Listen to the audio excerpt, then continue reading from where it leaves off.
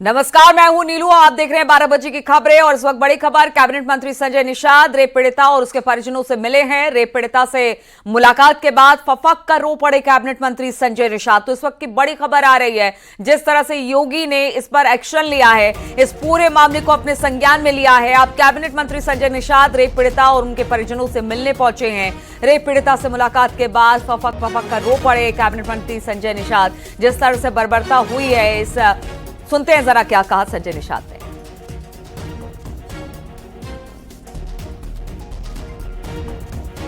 जनता के साथ अगर समाजवादी पार्टी नहीं खड़ी है और किस तरीके से मुंह सिला जाता समाजवादी पार्टी में कि आप देखो दो साथ जीते हुए हैं सपा से और उन्होंने आज मुंह नहीं खोला।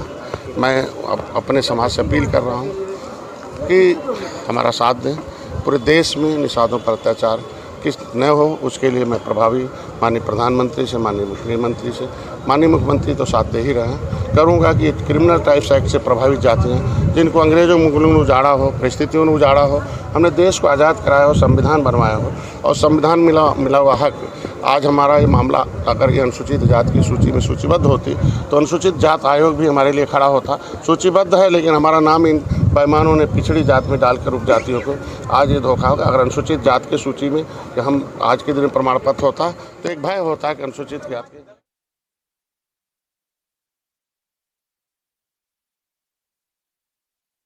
निषाद मिलने पहुंचे। अयोध्या में जिस तरह से एक नाबालिग के साथ रेप की वारदात को अंजाम दिया गया, जब कैबिनेट मंत्री संजय निषाद वहां पर पहुंचे रेप पीड़िता और उनके परिजनों से मिलने, तो फपक कर वो रो पड़े। रेप पीड़िता से मुलाकात के बाद उन्होंने मीडिया से भी बातचीत की। उनका कहना था कि जिस तरह से दलितों के ऊपर अत्याचार हो रहा है उस पर बड़ी कार्रवाई की जानी चाहिए। उन्होंने कहा कि मुख्यमंत्री योगी आदित्यनाथ हमारे साथ है और हम इंसाफ की उम्मीद करते हैं।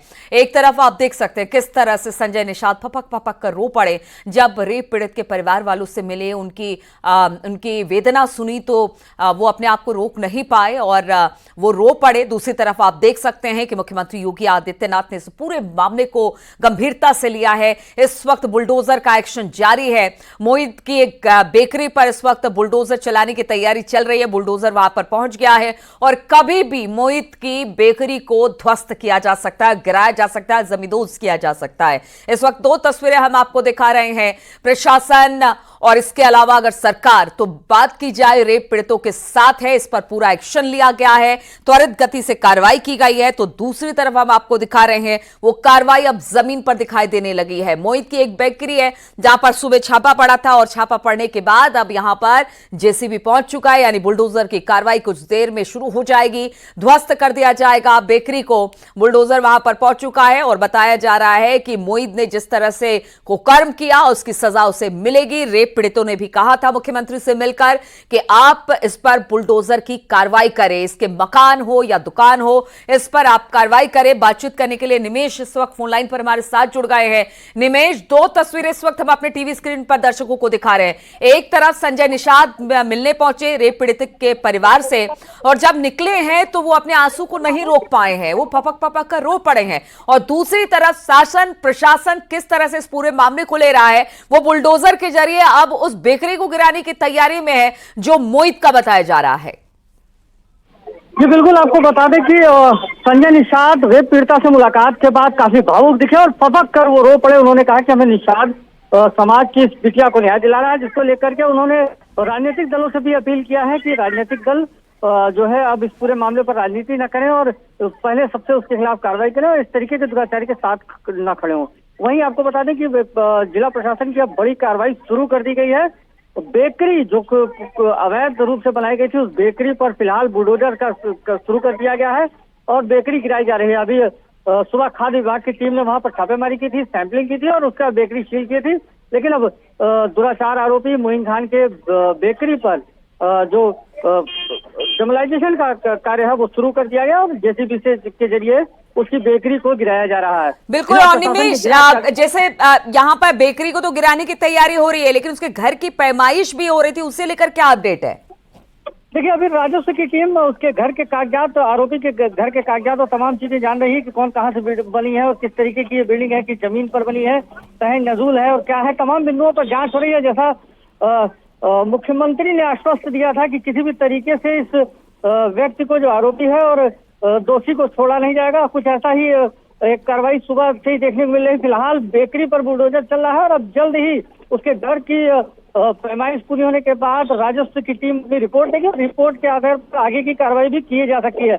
ये माना जा रहा है कि जो मुख्य आरोपी है उसके खिलाफ करीब करीब सारे मामले जो जांच में अब तक आए हैं, उसमें बेकरी जो है वो अवैध रूप से संचालित है। उस बेकरी को लेकर के जिला प्रशासन ने बड़ी कार्रवाई की है। बेकरी को पहले सील किया गया था, बाद में अब डबलाइजेशन का कार्य बेकरी में शुरू कर दिया गया है। अगर इस पूरे मामले की बात की जाए निमेश, अब तक कितनी गिरफ्तारी हो गई है और आगे इस पर पुलिस किस तरह से आगे बढ़ रही है? ठीक है, राजस्व विभाग की टीम पहुंची है, चाहे वो मोहित का घर हो या बेकरी हो, उसे अभी इस वक्त बेकरी ढाने का काम भी कुछ देर में वहां पर शुरू हो जाएगा। लेकिन अब तक कुल कितनी गिरफ्तारी इस पूरे मामले को लेकर, क्या आगे अपडेट है इस पूरे मामले में?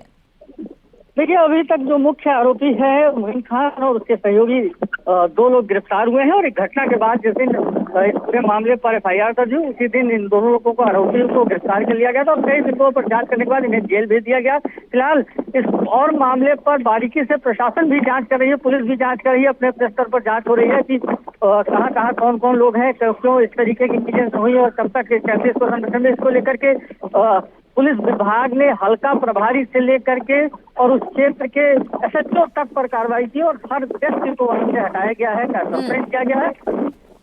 हर एक बिंदु पर जांच हो रही है। ये माना जा रहा है कि मोहित खान के घर में जो पुलिस चौकी संचालित है उसको लेकर के कहीं ऐसा तो नहीं उसे लाभ देने का प्रयास किया जा रहा है, जिसको लेकर फिर वरिष्ठ पुलिस अधीक्षक ने बड़ी कार्रवाई करते हुए SHO और थाना चौकी प्रभारी के साथ साथ बीट के सिपाहियों को भी सस्पेंड किया था और अब जो डबलाइजेशन की कार्रवाई है वो अब तक कुछ देर में शुरू हो सकती है।